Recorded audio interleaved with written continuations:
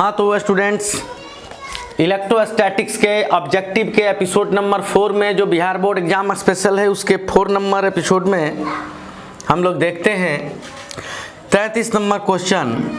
विद्युत क्षेत्र में प्रवेश करने वाले एक इलेक्ट्रॉन का प्रारंभिक वेग विद्युत क्षेत्र से भिन्न दिशा में है, तो विद्युत क्षेत्र में इलेक्ट्रॉन का पथ क्या होगा।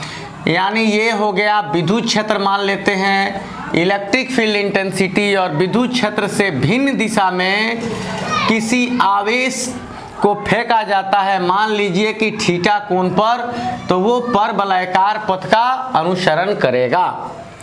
तो इसको दो तरह से, अब इस पर लगने वाले इंटेंसिटी का कंपोनेंट दो निकाल सकते हैं, ई कॉस थीटा या ई साइन थीटा, या ये जो भी वेलोसिटी है उसका जो आप निकाल सकते हैं भी कॉस थीटा और भी साइन थीटा, और दोनों के रिजल्टेंट के रूप में यह परवलयाकार पथ को ग्रहण करेगा। तो विद्युत क्षेत्र में अगर किसी विद्युत क्षेत्र में कोई जो है आवेश क्षेत्र से किसी कोण पर भी वेग से इसमें प्रवेश करता है तो उसका पथ क्या होगा, तो परवलयाकार होगा, इलिप्टिकल पथ होगा। अब बात करते हैं क्वेश्चन नंबर 34 की। तो 34 नंबर में क्या है कि समरूप विद्युत क्षेत्र में एक इलेक्ट्रॉन और एक प्रोटॉन स्थित हैं, तो उनके त्वरणों का अनुपात क्या होगा। तो ये एक समान विद्युत क्षेत्र है E, और इसमें उपस्थित है एक इलेक्ट्रॉन और एक है प्रोटॉन। तो समरूप विद्युत क्षेत्र में एक इलेक्ट्रॉन और एक प्रोटॉन स्थित हैं, तो उनके त्वरणों का अनुपात क्या होगा। तो हम लोग जानते हैं कि इलेक्ट्रॉन हल्का कण है और इससे 1836 गुना ज़्यादा भारी कण प्रोटॉन है। तो एक समान विद्युत क्षेत्र में एक समान आवेश पर एक समान बल लगेगा, क्योंकि प्रोटॉन पर जितना चार्ज होगा उतना ही चार्ज, जितना प्रोटॉन पे होगा उतना ही चार्ज इलेक्ट्रॉन पे होगा। तो चार्ज इक्वल है, इलेक्ट्रिक फील्ड सेम है, तो दोनों पर सेम फोर्स लगेगा, जितना बल इस इलेक्ट्रॉन पर लगेगा। अब ये इधर दिया गया है चिन्ह, तो इसका मतलब पॉजिटिव चार्ज किधर है, तो इधर है। यानी ऑलरेडी आप जानते हैं कि किसी प्लस चार्ज के कारण जो है उसके सेंटर से बाहर की ओर विद्युत क्षेत्र उत्पन्न होता है, क्योंकि अगर किसी प्लस के आसपास किसी टेस्ट चार्ज को रखे किसी प्रोटॉन को, तो वह सेंटर से बाहर की ओर भागेगा। तो ये जो विद्युत क्षेत्र है उसका ये वाला हिस्सा जो है हमने यहाँ ले लिया, और यहाँ क्या है, तो ये ए इधर प्लस है तो इधर की ओर होगा विद्युत क्षेत्र, इधर एक समान विद्युत क्षेत्र है। अब इसमें एक इलेक्ट्रॉन है और एक प्रोटॉन है। तो ऑलरेडी हम लोग क्या जानते हैं कि E इक्वल टू होता है F/Q, और F इक्वल टू QE। तो Q जितना परिमाण इसका है उतना ही परिमाण इसके आवेश का है, और विद्युत क्षेत्र भी समान है, तो दोनों पर जो बल लगेगा वो बल का परिमाण समान होगा, लेकिन बल की दिशा अलग अलग होगी। ये इलेक्ट्रॉन इधर की ओर त्वरित होगा AE त्वरण से, क्योंकि प्लस इसको खींचेगा, और प्रोटॉन इधर त्वरित होगा AP त्वरण से। त्वरण किसका ज्यादा होगा, जिसका द्रव्यमान कम होगा। तो इलेक्ट्रॉन का द्रव्यमान कम होगा, क्योंकि इलेक्ट्रॉन का द्रव्यमान 9.1 गुने 10 का पावर माइनस 31 किलो, और प्रोटॉन का द्रव्यमान 1.67 गुने 10 का पावर माइनस 27 किलो। तो इलेक्ट्रॉन हल्का कण है, प्रोटॉन भारी कण है। तो इलेक्ट्रॉन हल्का है तो इसका एक्सेलरेशन ज्यादा होगा और इसका एक्सेलरेशन कम होगा। अब पूछ रहा है कि इनके त्वरणों का अनुपात क्या होगा। समरूप विद्युत क्षेत्र में एक इलेक्ट्रॉन और एक प्रोटॉन स्थित हैं, तो इनके त्वरणों का अनुपात क्या होगा। तो दोनों पर बल क्या लगेगा, तो बराबर हो जाएगा। तो from electron from E equal to F/Q और F इक्वल टू QE से, ये एक जनरल फार्मूला हो गया। तो इसके लिए ले सकते हैं फॉर इलेक्ट्रॉन्स, तो इलेक्ट्रॉन्स के लिए बल हो गया Fe, और Q जितना E के बराबर है उतना ही इसका भी है, और E भी बराबर है। उसी तरह अगर हम लोग फॉर प्रोटॉन की बात करें, तो प्रोटॉन पे बल लगने वाला Fe वो भी हो जाएगा QE, क्योंकि दोनों एक ही समान विद्युत क्षेत्र में स्थित हैं और दोनों का परिमाण एक ही है। इलेक्ट्रॉन या प्रोटॉन का जो चार्ज है उसका परिमाण कितना है, 1.6 गुने 10 का पावर -19। नेचर अपोजिट है, बस ये ऋणात्मक है तो धन आवेश की ओर चलेगा, ये धनात्मक है तो बाहर की ओर जाएगा। लेकिन दोनों पे बल का परिमाण बराबर होगा। बल का परिमाण इसलिए बराबर होगा क्योंकि आवेश का परिमाण बराबर है और तीव्रता का परिमाण बराबर है। अब यहाँ 1 और 2 इक्वेशन को हम डिवाइड करते हैं तो क्या आएगा, तो यहाँ आएगा Fe/Fp इक्वल टू क्या हो जाएगा, ये कटकर 1 हो जाएगा। तो यहाँ Fe बराबर Fp हो जाएगा, Fe बराबर Fp हो जाएगा। तो इसका हो जाएगा F बराबर Ma, तो इलेक्ट्रॉन के लिए E जोड़ देते हैं और F equal to Ma, proton के लिए P जोड़ देते हैं। तो आपसे क्या पूछा है, इलेक्ट्रॉन एवं प्रोटॉन के त्वरण का अनुपात, तो पहले इलेक्ट्रॉन बाद में प्रोटॉन का त्वरण लेते हैं। तो यहाँ क्या बचेगा, Mp/Me, यानी ये आंसर होगा इलेक्ट्रॉन का त्वरण बट्टा प्रोटॉन का त्वरण बराबर प्रोटॉन का द्रव्यमान बट्टा इलेक्ट्रॉन का द्रव्यमान। तो इसमें ऑप्शन नंबर जो होगा वो सी होगा, ठीक है। यानी Ae/Ap इक्वल टू Mp/A होगा। इसका भी आप स्क्रीनशॉट ले सकते हैं। आगे 35 नंबर एक क्वेश्चन है कि एक पृथ्वी चालक को कुछ धन आवेश दिया गया है तो इसका द्रव्यमान। एक पृथकृत चालक माने एक आइसोलेटेड, एक ऐसा ऑब्जेक्ट जिसका दूसरे किसी ऑब्जेक्ट से कोई संपर्क नहीं है, उसको जो है धन आवेश दिया गया है तो उसके द्रव्यमान का क्या होगा। तो आप जानते हैं कि किसी भी चालक को धन आवेश नहीं दिया जा सकता। किसी चालक को धन आवेश देने का सीधा अर्थ है कि उसमें इलेक्ट्रॉनों की संख्या कम की गई है। तो दुनिया के सभी वस्तुएं जो है वो क्या है, तो वे न्यूट्रल हैं, यानी उदासीन है, यानी जितने इलेक्ट्रॉन उतने प्रोटॉन। तो जब किसी पदार्थ से इलेक्ट्रॉन को सामान्य अवस्था से कम किया जाएगा तो वह धनावेशित कहलाएगा। तो ये कह रहा है कि एक पृथकृत चालक को कुछ धन आवेश दिया गया है, तो धन आवेश देने का मतलब इस पर से इलेक्ट्रॉन को हटाया गया है तो इसका द्रव्यमान क्या होगा, तो घटेगा, क्योंकि इलेक्ट्रॉनों में द्रव्यमान होता है। आगे अगर 36 नंबर क्वेश्चन की बात करें तो वो कह रहा है कि एप्सिलॉन नॉट की बीमाएं होंगी, यानी ये कह रहा है कि एप्सिलॉन नॉट की बीमा क्या होगी।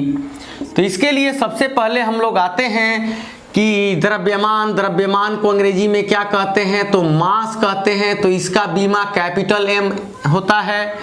और जैसे लंबाई को हम लोग अंग्रेजी में लेंथ कहते हैं तो इसका बीमा कैपिटल लेटर L होता है।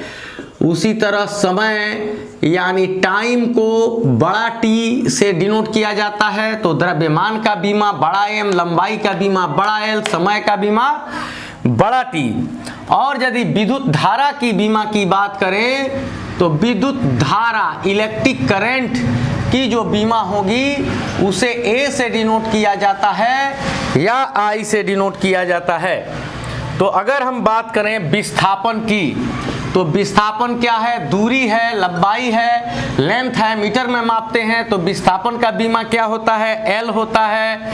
और अगर वेग की बात करें तो वो होता है विस्थापन बट्टा समय, यानी L/T, यानी T ऊपर जाएगा तो LT इनवर्स। और यदि त्वरण की बात करें तो त्वरण बराबर होता है वेग बट्टा समय, और वेग का बीमा LT-1/T, तो ये हो जाएगा LT-2। और उसी तरह अगर बल की बात करें तो ये द्रव्यमान गुना त्वरण होता है, और द्रव्यमान का M, त्वरण का LT-2, ठीक है। तो एप्सिलॉन नॉट कहाँ से आया, तो ये कूलम्ब के नियम से आया, और ये होता है F equal to 1/4 pi epsilon naught Q1 Q2/r²। अब यहाँ से हम लोग क्या करते हैं कि एप्सिलॉन नॉट को हटाए तो ये हुआ 1/4 पाई 1/f, और ये बच गया Q1 Q2/r²। तो इस स्थिति में बीमा लिखने के लिए 1/4 पाई एप्सिलॉन नॉट एक संख्या है, इसका कोई बीमा नहीं होता। जैसे 5 एक संख्या है तो इसका कोई बीमा नहीं होगा, क्योंकि क्या इसके साथ किलो लिखा गया है, तो नहीं, तो मास का बीमा 0। क्या इसके साथ मीटर लिखा गया है, तो नहीं, तो एल का बीमा 0। क्या इसके साथ सेकंड लिखा गया है, तो नहीं, तो इसका टी का बीमा 0। यानी सबका पावर 0 होगा, तो 1 गुने 1 गुने 1 1, यानी कोई भी जो संख्या होगा उसका बीमा क्या होगा, तो उसका बीमा 1 होगा। और 1/f की बात करें तो f का बीमा बल बराबर द्रव्यमान गुना त्वरण यानी mLT-2 होगा। और अगर Q की बात करें तो हम लोग जानते हैं क्या कि विद्युत धारा I बराबर Q/T होता है। I बराबर Q/T होता है, Q इक्वल टू यहाँ IT। तो यहाँ Q का बीमा जो अगर आप लेंगे आवेश का बीमा, तो यहाँ हो जाएगा I और टाइम का बड़ा T, या अक्सर I को A से भी लिखा जाता है डायमेंशनल फार्मूला, और इसको T कहा जाता है। तो यहाँ पे 1/4 पाई का 1/f का mLT-2, और आवेश Q की बात करें तो Q का बीमा AT, फिर यहाँ Q का बीमा AT, और ये जो R क्या है, तो दूरी है, तो इसका बीमा L2। तो इस तरह अपसिलन नॉट का बीमीय सूत्र क्या होगा, m ऊपर चला जाएगा तो -1, L 1 और 2, L का पावर 3 ऊपर जाएगा तो -3, और T का पावर -2 ऊपर जाकर प्लस होगा, तो 2 1 3 और 1 4, T का पावर 4 और A का पावर 2 हो जाएगा।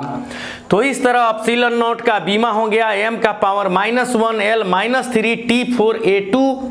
तो इसका भी आप स्क्रीनशॉट ले सकते हैं और इसको देख सकते हैं। अब एक 37 नंबर क्वेश्चन है 37 कि एक प्रोटॉन एवं एक इलेक्ट्रॉन को समान विद्युत क्षेत्र में रखा गया है। An electron and a proton is situated in the uniform electric field. Then तो क्या होगा, तो अगर एक समान विद्युत क्षेत्र में एक इलेक्ट्रॉन, अब मान लो कि ये विद्युत क्षेत्र है, ये विद्युत क्षेत्र है इधर की ओर किसी प्लस चार्ज के कारण पैदा हुआ है। अब इसी विद्युत क्षेत्र में एक इलेक्ट्रॉन रखा गया है और एक प्रोटॉन रखा गया है, तो बल के परिमाण इन पर बराबर होंगे, क्योंकि E इक्वल टू क्या होता है, F/Q, तो F इक्वल टू QE, तो QE है और ये E है, तो बल का परिमाण जो होगा वो बराबर होगा, क्योंकि इसका भी चार्ज 1.6 गुने 10 का पावर -19, इसका भी चार्ज 1.6 गुने 10 का पावर -19, और क्षेत्र एक ही समान है। तो इस प्रकार F जो होगा वह E के बराबर होगा, और ये दोनों पर इसका परिमाण समान होगा, लेकिन दिशा अलग अलग होगी, क्योंकि इलेक्ट्रॉन पर ये बल इस दिशा में लगेगा और प्रोटॉन पर ये बल इस दिशा में होगा। तो जब एक इलेक्ट्रॉन और एक प्रोटॉन को एक समान विद्युत क्षेत्र में रखते हैं तो इलेक्ट्रॉन और प्रोटॉन पर लग रहे बलों के परिमाण मैग्नीट्यूड समान होंगे, लेकिन दिशाएं अलग अलग होंगी। तो ऑप्शन क्या है, उन पर लग रहे विद्युत बल बराबर होंगे? बिल्कुल नहीं, विद्युत बल तो एक सदिश राशि है, इसका मतलब परिमाण और दिशा दोनों एक ही होगा, यानी दोनों का दिशा एक ही होगा, जो गलत है। 2 नंबर, विद्युत बलों के परिमाण बराबर होंगे, ये सही है। इस पर जितना बल लगेगा उस पर भी उतना ही बल लगेगा, इस पर 100 न्यूटन तो इस पर भी 100 न्यूटन, तो ये बलों के परिमाण बराबर होंगे। बल नहीं, बल का मतलब सदिश, बल का परिमाण अदिश, तो सिर्फ बल का परिमाण समान होगा, बल की दिशा समान नहीं होगी। आगे 38 नंबर क्वेश्चन में है कि निम्नलिखित में कौन सी राशि सदिश है, तो कौन सी राशि सदिश है, इसमें जिसमें परिमाण हो, दिशा हो और जो सदिश योग नियम का पालन करे, तो आवेश की, धारिता की, विद्युत तीव्रता की, और कोई नहीं। तो विद्युत क्षेत्र की तीव्रता सदिश राशि है, क्योंकि आवेश की कोई खास दिशा नहीं है, अपना कोई दिशा नहीं है। धारिता आवेश ग्रहण करने की क्षमता है, इसका दिशा से कोई लेना देना नहीं है। और विद्युत क्षेत्र की तीव्रता का लेना देना है, क्योंकि विद्युत क्षेत्र की तीव्रता की दिशा बल की दिशा में होती है।